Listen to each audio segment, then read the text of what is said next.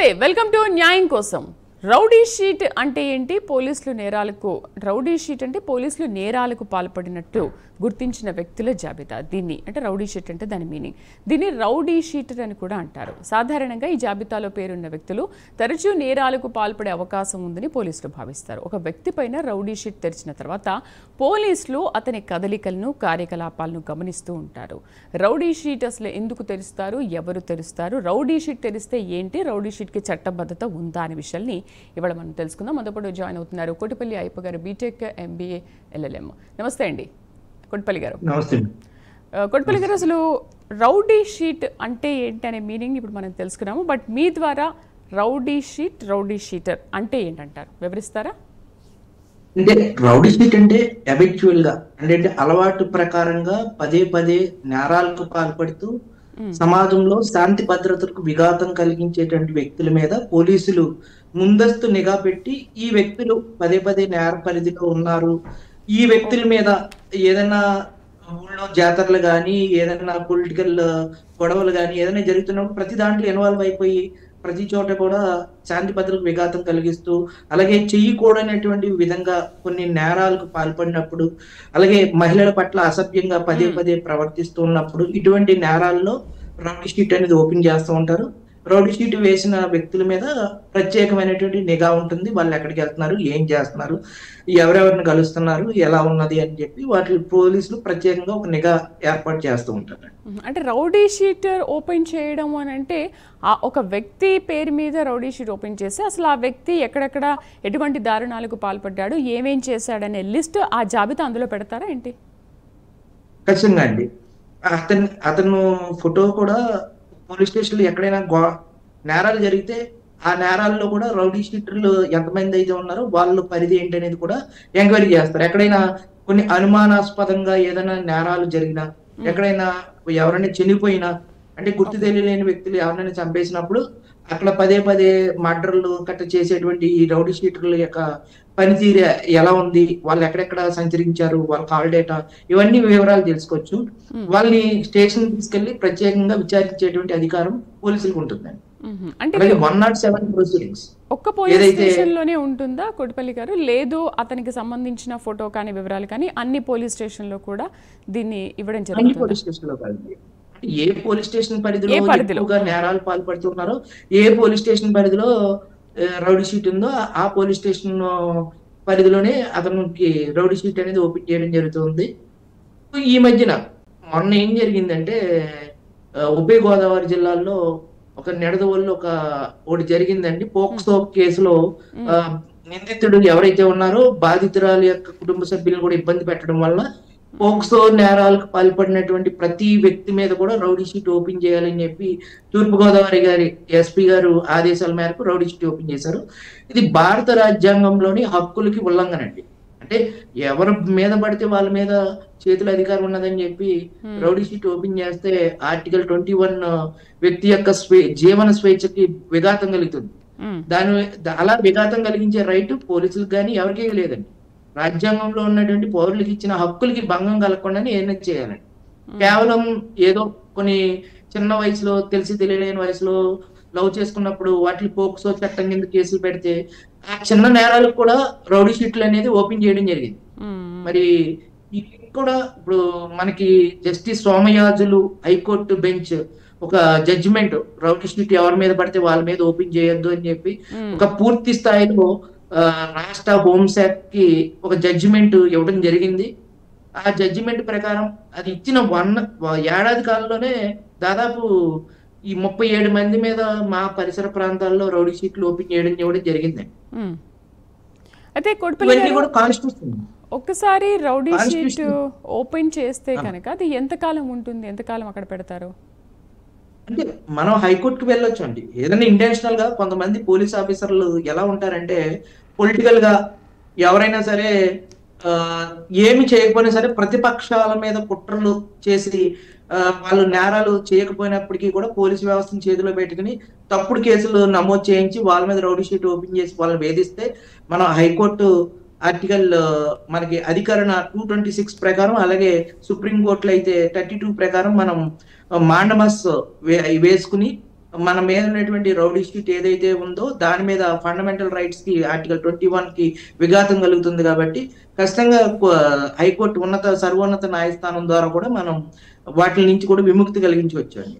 అలాగే మన మీద ఏదైనా నేరాలు లేకుండానే అంటే చిన్న చిన్న వాటికి కావాలని రౌడీ షీట్ ఓపెన్ చేసి పోలీసులు తప్పుడు కేసులు నమోదు చేస్తే మనకి మానవ హక్కుల కమిషన్ కూడా ఆశ్రయించవచ్చు.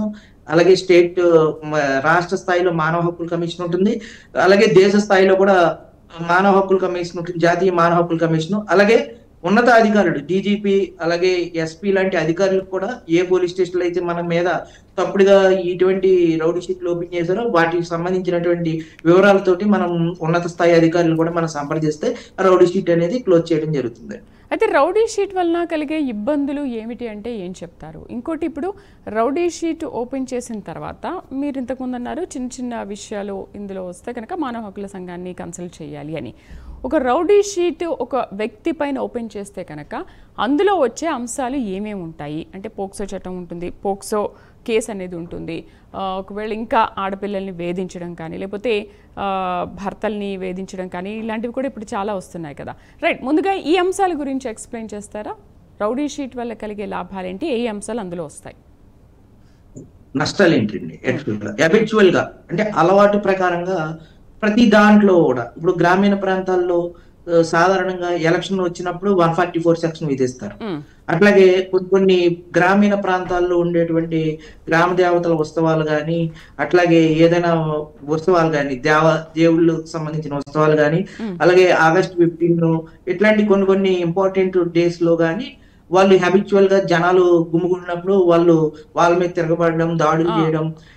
కొంతమంది ఏంటంటే వాళ్ళు అలవాటు ప్రకారంగా ఏంటంటే ఎవరు డబ్బిస్తే వాళ్ళ మీద వాళ్ళు హత్యలు చేయడం, హింసాత్మకమైనటువంటి మార్గాల ద్వారా పదే పదే దొంగతనాలకు పాల్పడటం, సమాజంలో శాంతి భద్రత విఘాతం కలిగించడం, ఇటువంటి నేరాల్లో రౌడీ షీట్ ఓపెన్ చేయొచ్చండి. ఎవరి మీద పడితే వాళ్ళ మీద రౌడీ షీట్ ఓపెన్ చేయడానికి పోలీసులకు కూడా అధికారం లేదండి. అది ఈ మధ్యన ఓపెన్ చేస్తున్నారండి. ఈ మధ్యన పోక్సో కేసులు అన్నింటిలోనే ఓపెన్ చేస్తున్నారు. అది వైలేషన్ ఆఫ్ ఫండమెంటల్ రైట్స్ అండి. భారత పౌరులకు ఇచ్చినటువంటి హక్కులకి విఘాతం కలుగుతుంది.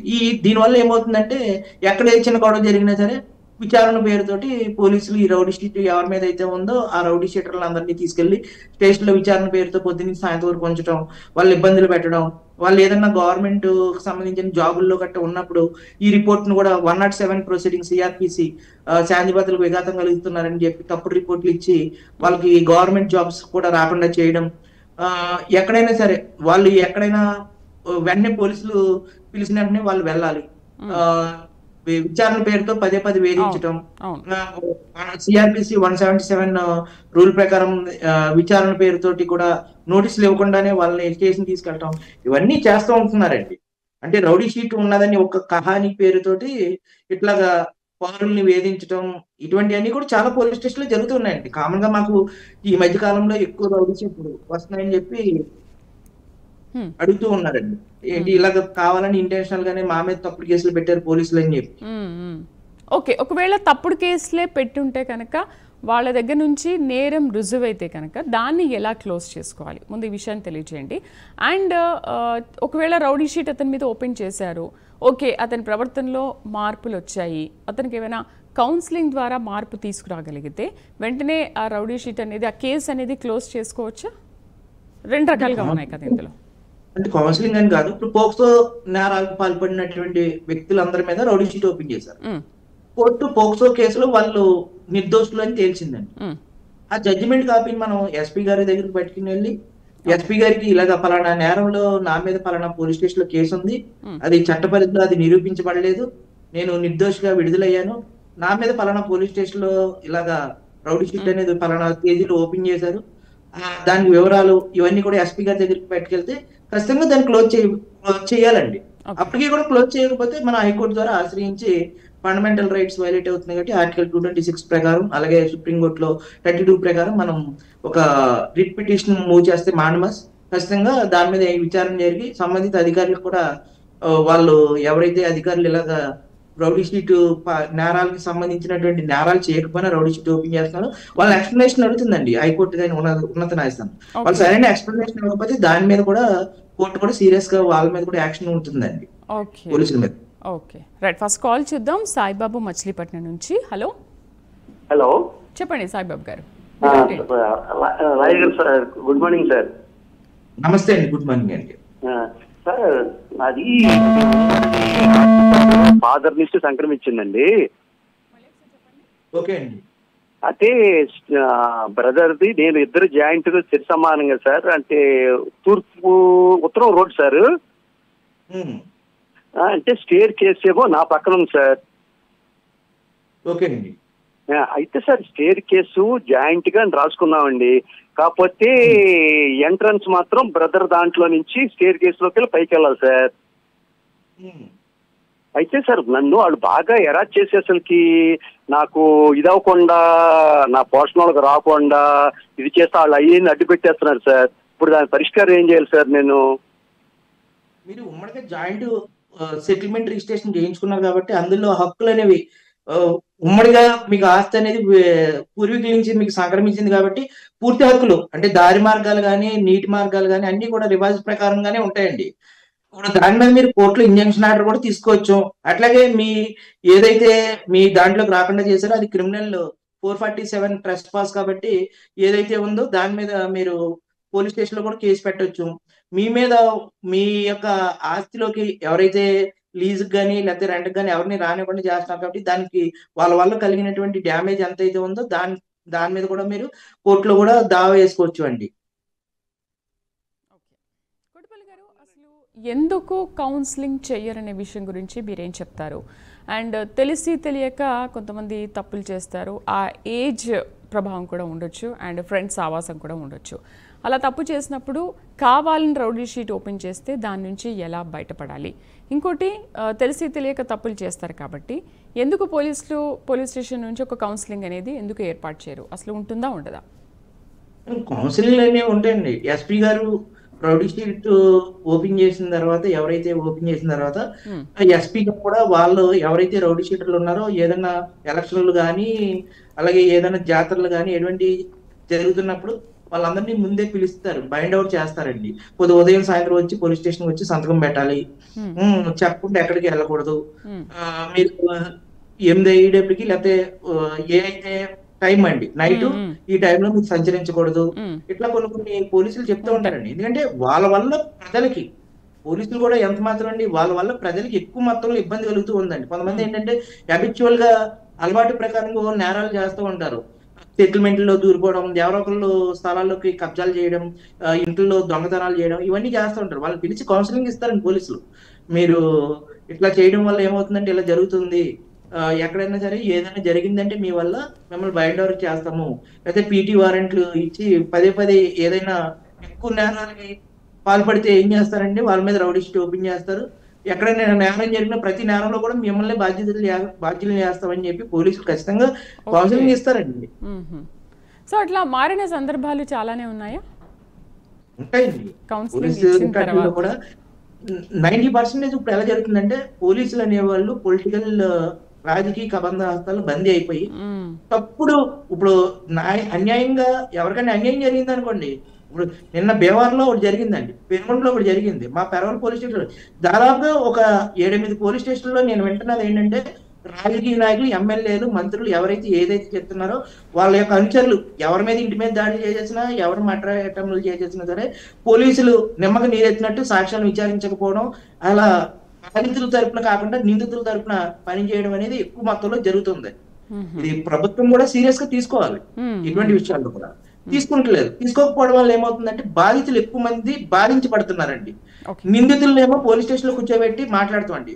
ప్రతి సివిల్ నేరాల్లో కూడా పోలీసులు ఇన్వాల్వ్ అయిపోతున్నారు ఈ మధ్యకాలంలో. హైకోర్టు ఎన్నిసార్లు సీరియస్ అయ్యి ఇటువంటి వాటిలో చేయకూడదండి. పోలీసులు చెయ్యాలని కాదండి, ఇంటర్నేషనల్ గా వాళ్ళు చెయ్యాలని కాదండి, ఆటోమేటిక్ గా పోలీసులకి ఉండేటువంటి రాజకీయ ఒత్తిడి అండి. పోలీసులను ఎందుకు మనం తప్పు పట్టకూడదు, వ్యవస్థలో రాజకీయ ఇన్వాల్వ్మెంట్ ఎక్కువైపోయిందండి. దానివల్ల ఏంటంటే మొన్న రీసెంట్ గా పాపం ఒక అతను ఇంటి దగ్గర చిన్న గొడవలు జరుగుతున్నాయండి, సరిహద్దాలు తన స్థలం ఆక్రమించబడింది, అది వెళ్ళి పోలీస్ స్టేషన్ కంప్లైంట్ ఇచ్చారు, అతని మీద రౌడీ షీట్ ఓపెన్ చేశారండి. అది ఏ పోలీస్ స్టేషన్ అయితే జస్ట్ 2 days బ్యాక్ నాకు అతను కాల్ చేసి బాధపడ్డాడు. అతను ఏంటి ప్రభుత్వానికి అనుకూలంగానే పనిచేశాడు. కానీ ఇతను ఆక్రమించుకున్న వ్యక్తి ఒక ప్రజానాయకుడు కాబట్టి అతను చెప్పిన మంత్రి గారి దగ్గరకు ఎమ్మెల్యే గారి దగ్గరికి వెళ్ళి పోలీసుల మీద ఒత్తిడి తీసుకొచ్చి అతని మీద ఏం కేసులు కూడా లేవండి. జస్ట్ శాంతి భద్రతకు విఘాతం కలుగుతుంది 107 సిఆర్పిసి ప్రొసీడింగ్స్ ప్రకారం ఓపెన్ చేసి మళ్ళీ 4 రోజుల తర్వాత చిన్న పిట్టి కేసులు పెట్టిన 2 అతని మీద రౌడీ షీట్ ఓపెన్ చేశారు. రైట్, ఒక కాల్ చూద్దామండి. వనపర్తి నుంచి భాస్కర్ లైన్ లో ఉన్నారు. హలో, నమస్కారములు. నమస్కారం అండి. సార్, ఒక అతనికి డబ్బులు ఇచ్చాను, 8 లక్షలు ఇచ్చి 1.5 ఎకరాల పొలం చేసుకున్నాను 2020లో మార్చి 18 తారీఖు. నాకు డబ్బులు కట్టట్లేదు, నా మీద వచ్చి ఇంటికి వచ్చి కొట్టాడు సార్. కొట్టే 100 డయల్ చేసి కేసు బుక్ అయింది సార్. ఇప్పుడు నేను ఏం చేయమంటారు సార్? నాకు ఆ పొలం మీరు ఎలా తీసుకున్నారండి? మార్టిగేజ్ చేసుకున్నారా లేకపోతే ఏ రకంగా అతని పొలాన్ని మీరు పెట్టుకోవడం జరిగింది? సేల్ డీడ్ చేసుకున్నాను సార్. సేల్ డీడ్ తీసుకున్నారు. మీరు మీ పొలం మీద ఇంజక్షన్ ఆర్డర్ తీసుకోండి. ఒకవేళ మీ పొలంలో కంటెంట్ ఆఫ్ కోర్టు కింద వాళ్ళు ఒకవేళ ఇంజక్షన్ ఆర్డర్ తీసుకున్న తర్వాత కూడా అతను మిమ్మల్ని ఇబ్బంది కలిగిస్తుంటే కంటెంట్ ఆఫ్ కోర్టు ధిక్కరణ నేరం కింద అతని మీద కేసు కూడా నమోదు చేయొచ్చు. అలాగే మీ పొలంలోకి వచ్చి అతను ఏదైనా డ్యామేజ్ చేసినా మిమ్మల్ని చేసుకోలేకపోయినా దానికి కూడా మీకు అతని వల్ల జరిగేటువంటి నష్టం ఎంత ఉంది ఆ నష్టానికి కూడా నష్టపరిహారం కింద కూడా మీరు దావా చేసుకోవచ్చు. అలాగే మీ ప్రొటెక్షన్ కోసం మీ యొక్క ఆత్మరక్షణ కోసం పోలీసు వారికి ఒక అర్జీ పెట్టుకోండి. అక్కడ కూడా మీకు ప్రొటెక్షన్ దొరకకపోతే హైకోర్టు ద్వారా మీరు రిట్ పిటిషన్ వేసుకుని ఆ రిట్ పిటిషన్ ద్వారా మానమస్ ఏదైతే పోలీసులు అధికారులు మీకు రక్షణ కల్పించట్లేదు కాబట్టి దాని నుంచి కూడా మీరు హైకోర్టు ద్వారా కూడా మీరు రక్షణ పొందొచ్చు. మానవ హక్కుల అలాగే మహిళలు అయితే మీ ఇంట్లో ఆడవారి పేరున పొలం ఉంటే అలాగే ఉమెన్ రైట్స్ కమిషన్ కూడా మీరు ఫిర్యాదు చేసి మీరు న్యాయం పొందొచ్చు అండి, రక్షణ పొందొచ్చు. సార్ నా ఉద్దేశం ఏంటంటే ఆయన పొలం కాగితం రాసిచ్చాను సార్, తిరిగి రిటర్న్ చేస్తాను వితిన్ సంవత్సరంలో. 6 years అవుతుంది, ఇప్పుడు 6 సంవత్సరాలు అవుతుంది. డబ్బులు కట్టాడు, సంవత్సరంలో వాళ్ళు కుటుంబం రాసిచ్చారు మాకు తిరిగి ఇవ్వాలి ఇన్ టైంలో డబ్బులు కడితే. ఇప్పుడు 6 years అవుతుంది. వచ్చి గొడవ చేశారు, కొట్టారు, 100 డయల్ చేశాను. మళ్ళా నేను కలెక్టర్ ఆఫీస్ లో జాబ్ చేస్తాను, ఫిజికల్ హ్యాండిక్యాప్డ్. మా ఆఫీసర్ దగ్గరకు వచ్చారు, పోలీస్ కంప్లైంట్ ఇచ్చారు, వాళ్ళే ఉల్టా ఇచ్చారు నా పైన. నేను హ్యాండిక్యాప్డ్ అని గమ్మున ఉన్నాను. ఇప్పుడు నన్ను వచ్చి చాలా ఒత్తిడికి గురి చేస్తున్నారు, మా పొలం మాకేమని. రండి, మీ పొలం ఇప్పుడు మీ పేరున ఆల్రెడీ రిజిస్టర్ అయిపోయింది కాబట్టి మీరు కోర్టులో ఇంజక్షన్ ఆర్డర్ తీసుకురండి. మీ పొలంలోకి వాళ్ళు వెళ్ళారనుకోండి, అది మీకు వికలాంగులకి ప్రత్యేకమైనటువంటి కొన్ని చట్టాలు ఉన్నాయి. మీరు హైకోర్టును మీరు ఎస్పీ గారికి అలాగే డీజీపీ గారికి కూడా లెటర్లు పెట్టండి. అక్కడ న్యాయం జరగకపోతే మీరు హైకోర్టులో రిట్ వేసుకోవాలండి మీకు ప్రొటెక్షన్ కోసం. ఇంతకుముందు మీరు ఒక విషయం చెప్పారు, అసలు సంబంధం లేని వ్యక్తి పైన రౌడీ షీటర్ ఓపెన్ చేశారు అని. సరే, మీకు కాల్ చేశారు, మాట్లాడారు. అలాంటి అతను నిజంగా తప్పు చేశాడా లేదా అనే విషయం పైన పోలీసులు ఎటువంటి ఎంక్వైరీ చేసి ఆ కేసుని క్లోజ్ చేస్తారు? పోలీసులు ఎంక్వైరీ అంటే ఎలా ఉంటుందండి? అధికార పార్టీ ఇప్పుడు అక్కడ జరిగింది ఏంటంటే అధికార పార్టీ యొక్క అండదండలతోటి నేరస్తులనేమో బాధితులనేమో నేరస్తులు కానీ చిత్రీకరించడం అనేది ఈ మధ్యన పరిపాటిగా మారిపోయింది.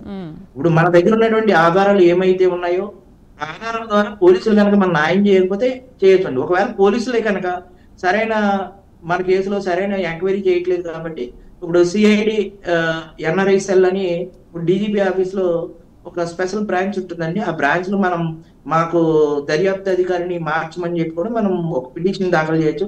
అప్పటికి మార్చకపోతే మన హైకోర్టు ద్వారా కూడా మనం న్యాయం పొందొచ్చు అండి. ఓకే, ఉప్పల్ నుంచి నాగమణి నెక్స్ట్ కాలర్. హలో, నమస్తే మేడం. నమస్తే అండి, మాట్లాడండి సార్. నమస్తే సార్. నమస్తే అండి. సార్, మాది గతికేతలో ల్యాండ్ ఉంది సార్. అది పాస్బుక్లు వాళ్ళకు వస్తున్నాయి. ఇప్పుడు రైతు బంధు వస్తుంది. మాది దౌర్జన్యంగా వేరే వాళ్ళకు రిజిస్ట్రేషన్ డూప్లికేట్ చేసి వాళ్ళు మమ్మల్ని రౌడీ షీటర్ కింద పెట్టి మమ్మల్ని చాలా కూసబెట్టరు సార్. మేము అంతటి తిరిగితే మా అప్లికేషన్ పట్టించుకుంటలేరు ఎవరు. మా అక్కడ మామూలుగా ఒక 20 ఉన్నాం సార్ మేము. ఓకే అండి. అయితే దాన్ని ఏం చేస్తుందంటే ఎవరైతే మాకు ఫస్ట్ వాళ్ళు ఫ్లాట్లకు ఇచ్చేసిండ్రో అతని దగ్గర మేము కొనుక్కున్నాం సార్. కొనుక్కుంటే వాళ్ళు మళ్ళా ఇంకొకరికి ఆ ఫ్లాట్లతోను గ్రామ పంచాయతీ కింద ఉంటే మమ్మల్ని ఇండ్లు కట్టుకొని ఇస్తలేరు, ఏం చేస్తలేరు. మళ్ళీ వేరే వాళ్ళకు ఆ ఫస్ట్ ఎవరైతే ఓనర్ ఉన్నారో ఆ ఓనర్ కొంతమంది చచ్చిపోయినారు, కొంతమంది ఉన్న వాళ్ళు ఇప్పుడు 2వ సెకండ్ రిజిస్ట్రేషన్ చేసి వేరే వాళ్ళకి అమ్మి మమ్మల్ని చాలా గోస పెడుతుంది సార్. మాకు అప్లికేషన్ ఎవరు తీసుకుంటున్నారు, మేము ఎక్కడ పోయినా కానీ ఉత్తర్ చేస్తాం. మీరు ఫస్ట్ మీ కన్సర్న్స్ పోలీస్ స్టేషన్ లో మీది ఏదైతే నేరం జరిగిందో 420 అండి చీటింగ్, అలాగే 468 ఫోర్జరీ అండి ఐపీసీలో ఉన్నటువంటి సెక్షన్స్. దాని ప్రకారం మీకు ఈసీ ఎన్కంబరెన్స్ సర్టిఫికెట్, అలాగే కాపీ సర్టిఫికేట్ కాపీ అండి, నకల్ కాపీ అంటారు, అవన్నీ మీకు మీ పొలానికి సంబంధించినటువంటి వివరాలన్నీ కూడా సబ్ రిజిస్టర్ ఆఫీస్ లో తీసుకుని వాటి ప్రకారం మీరు ఎవరైతే రిజిస్ట్రేషన్ చేసుకున్నారో మీ భూమి వాళ్ళకి హక్కు లేకుండా వాళ్ళ మీద మీరు ఒక కేసుకి రిజిస్టర్ అయ్యేలాగా మీరు పోలీస్ స్టేషన్ లో కంప్లైంట్ ఇవ్వండి. పోలీసులు కనుక వాళ్ళు కంప్లైంట్ తీసుకోకుండా మీకు న్యాయం చేయకుండా ఉన్నట్లయితే మీరు రిజిస్టర్ పోస్టులు చేయండి ఉన్నతాధికారులందరికీ కూడా. అవన్నీ కూడా ఏ అయితే రిజిస్టర్ పోస్ట్ చేసినప్పటికీ మీకు న్యాయం జరగకపోతే అది ప్రజా సమస్యల పరిష్కార వేదిక అని చెప్పి PGRS అని కలెక్టర్ ఆఫీస్ లో ఉంటుందండి, SP ఆఫీస్ లో ఉంటుంది, ప్రతి సోమవారం ఉంటుంది, దాంట్లో కూడా మీరు ఫిర్యాదు చేయండి. ఇవన్నీ చేసినప్పటికీ మీకు న్యాయం జరగకపోతే మీకు సంబంధించినటువంటి ఏ అధికారులు మీరు సంప్రదించారు వాటికి సంబంధించినటువంటి ఆధారాలన్నింటితో మీరు మ్యాజిస్ట్రేట్ కోర్టులో మీరు ఒక ఫైల్ చేస్తే అండి, ప్రైవేట్ కేసు మీరు ఫైల్ చేస్తే కోర్టు విచారించి వాళ్ళ మీద ఎవరైతే ఈ అఫెన్స్ పాల్పడ్డారో వాళ్ళ మీద క్రిమినల్ కేసు బుక్ చేస్తుంది. అలాగే మీరు రిజిస్ట్రేషన్ రద్దు చేయమని చెప్పి ఎవరైతే చేయించుకున్నారో వాళ్ళ మీద సివిల్ కోర్టులో కూడా మీరు సూట్ ఫైల్ చేసుకుంటే మీకు న్యాయం జరుగుతుంది. రైట్. కొట్టిపల్లి గారు, ఇవాళ రౌడీ షీట్ అంటే ఏంటనే విషయాల గురించి అలాగే కాలర్స్కి కూడా చాలా చక్కటి సమాధానాలు అందించారు. థ్యాంక్ యూ అండి, thank you very much. So చూసారు కదా ఇవాళ కార్యక్రమంలో అసలు రౌడీ షీట్ అంటే ఏంటి, రౌడీ షీట్ ఎలా ఓపెన్ చేస్తారు, ఎవరి మీద ఓపెన్ చేస్తారు, దాన్ని ఎలా క్లోజ్ చేసుకోవాలి, ఎంతకాలం పడుతుందనే విషయాల గురించి తెలుసుకున్నాం కదా ఇవాళ కార్యక్రమంలో. వచ్చే వారం న్యాయం కోసంలో మళ్ళీ కలుద్దాం. నమస్తే.